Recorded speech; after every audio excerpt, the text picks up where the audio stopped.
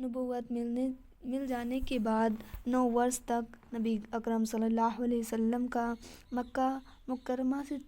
تبلیغ فرماتے رہے اور قوم کی تربیت اور اسلام کی کوشش فرماتے رہے، لیکن تھوڑی سی جماعت کے سوا جو مسلمان ہو گئی تھی اور تھوڑے سے ایسے لوگوں کے علاوہ جو باوجود مسلمان نہ ہونے کے آپ کی مدد کرتے تھے، اکثر کفار مکہ اور آپ کو آپ کے صحابہ رضی اللہ تعالیٰ عنہ کو اور کی طرف سے ہر تکلیفیں پہنچاتے تھے، مذاق اڑاتے تھے اور جو ہو سکتا تھا اس سے درگزر نہ کرتے تھے۔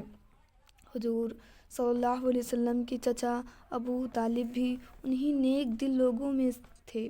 اور جو باوجود مسلمان نہ ہونے کے حضور صلی اللہ علیہ وسلم کی ہر قسم کی مدد فرماتے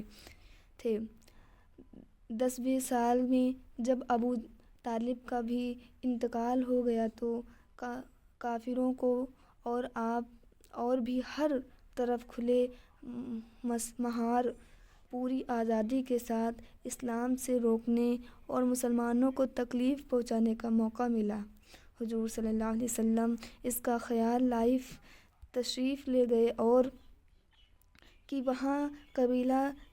ثقیفہ بھی بڑی جماعت ہے،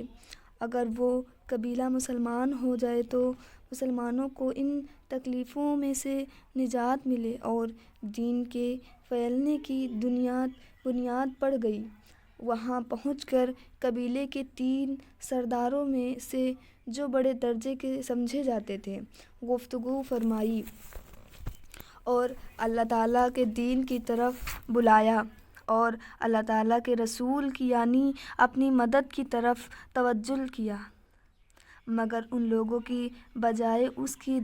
دین کے بات کو قبول کرتے یا کم سے کم عرب کی مشہور مہمان نوازی کے لحاظ سے ایک نوورید نئے مسلمان مہمان کی خاطر مدارات کرنے کی صاف جواب دے دیا اور نہایت بے رخی اور بد اخلاقی سے پیش آئے۔ ان لوگوں نے یہ بھی گوارا نہ کیا کہ آپ قیام فرما لیں، جن لوگوں کو سردار سمجھ کر بات کی تھی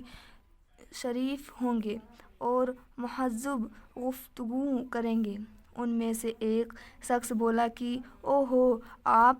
کو ہی اللہ نے نبی بنا کر بھیجا ہے۔ دوسرا بولا کہ اللہ کو تمہارے سوا کوئی اور ملا ہی نہیں تھا جس کو رسول بنا کر بھیجتے۔ تیسرے نے کہا کہ میں تم سے بات نہیں کرنا چاہتا، اس لیے کہ اگر تو واقعی نبی ہے جیسا کہ دعویٰ ہے تو میری بات سے انکار کر دینا، مصیبت سے خالی نہیں۔ اگر جھوٹ ہے تو میں ایسے شخص سے بات نہیں کرنا چاہتا۔ جس کے بعد ان لوگوں سے نا امید ہو کر حضور اکرم